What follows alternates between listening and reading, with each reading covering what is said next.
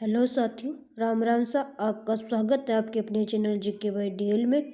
आज हम वैदिक काल में जो ऋग्वैदिक काल है उनका सामाजिक जीवन का अध्ययन करेंगे। समाज की न्यूनतम इकाई है वो परिवार थी। समाज की जो न्यूनतम इकाई थी वो परिवार थी। परिवार का प्रधान मतलब उनको कुलप कहते थे। समाज था वो पितृसत्तात्मक समाज था। वर्ण व्यवस्था कर्म पर आधारित थी। यह ऋग्वेद के 9वें मंडल में लिखा गया है। 10वें मंडल में पुरुष सूक्त में वर्ण व्यवस्था की उत्पत्ति का वर्णन किया गया है। जो 10वां मंडल है ऋग्वेद में, उनके पुरुष सूक्त में वर्ण व्यवस्था की उत्पत्ति का वर्णन किया गया है। उस समय दास प्रथा का प्रचलन था। इस समय विधवा विवाह नियोग प्रथा का भी प्रचलन था।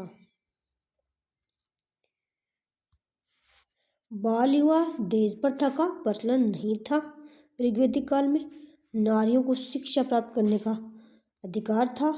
उनका उपनयन संस्कार का भी अधिकार था। उनका उपनयन संस्कार भी होता था नारियों का।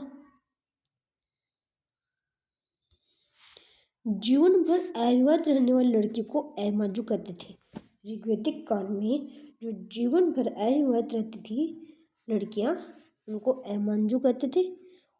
ऋग्वैदिक काल में भोजन शाकाहारी और मांसाहारी दोनों का प्रयोग करते थे। शाकाहारी भी थे और मांसाहारी भी थे। यह जौ का प्रयोग सर्वाधिक महत्वपूर्ण था। ऋग्वैदिक काल में चावल का प्रयोग भी करते थे, मूंग का भी प्रयोग करते थे, सरसों का भी प्रयोग करते थे, तिल से भी परिचित थे। ऋग्वेद काल में तिल से भी परिचित थे। दूध दही छाछ मक्खन का सेवन का उल्लेख भी हमें मिलता है। दूध दही छाछ मक्खन आदि सभी का सेवन ऋग्वैदिक काल में करते थे। मनोरंजन के साधन ऋग्वैदिक काल में मनोरंजन के साधन थे घुड़दौड़, रथ दौड़। पासे खेलना महत्वपूर्ण खेल था। पासा महत्वपूर्ण रूप से खेला जाता था। चौगान और काष्ठ भी खेला जाता था। वस्त्र है वो सूती वस्त्र, मरगश्रम व ऊन आदि ऊन के वस्त्र में सर्वाधिक प्रयोग किया जाता था। ऊन के वस्त्रों का ऋग्वैदिक काल में नीवी वस्त्र एवं अधो वस्त्र था। वास वस्त्र था वो परिधान था। अधिवास का था वो ओढ़ने का वस्त्र था। ओढ़ने का वस्त्र था उसे अधिवास कहते थे। ओढ़ने का वस्त्र था अधिवास कहते थे उसको ऋग्वैदिक काल में। अलक और द्रापी यह भी ओढ़ने के वस्त्र थे। अलक और द्रापी थे ये ओढ़ने के का वस्त्र था। ये भी ऋग्वैदिक काल में।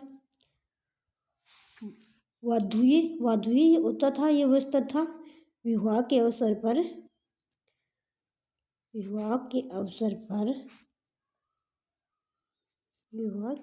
पर वधू द्वारा जो धारण किया जाता था वस्त्र, विवाह के अवसर पर वधू द्वारा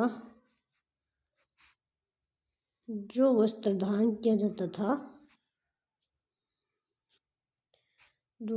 वधू द्वारा धारण किया गया वस्त्र को वाधुव्य कहते थे। धारण किया गया था वस्त्र, उसको वाधुव्य कहते थे। आज के लिए बस इतना ही।